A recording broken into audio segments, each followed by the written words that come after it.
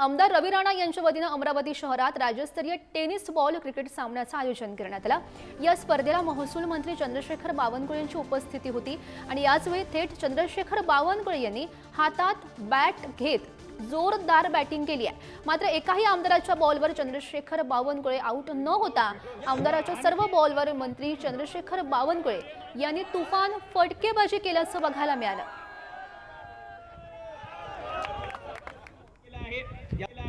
या बॉल काय अमरदार चालेल, गाजेल आणि वाजेल।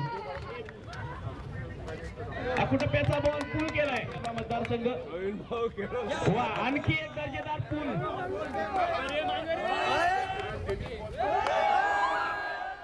स्वाभिमान महोत्सव 2025 अंतर्गत माननीय रवी राणा यांनी आणि संपूर्ण स्वाभिमान संघटनेने अत्यंत भव्य दिव्य असा क्रिकेट समारोह आयोजित केला। ही स्पर्धा आयोजित केली आहे। अमरावती विभागातल्या खूप या ठिकाणी टीम्स या ठिकाणी आल्या आहेत। रवी राणा यांनी स्पोर्टला नेहमीच महत्त्व दिलं आहे आणि आजचाही हा स्पोर्ट फार मोठा असणार आहे। मी आज याचं उद्घाटन केलं आहे।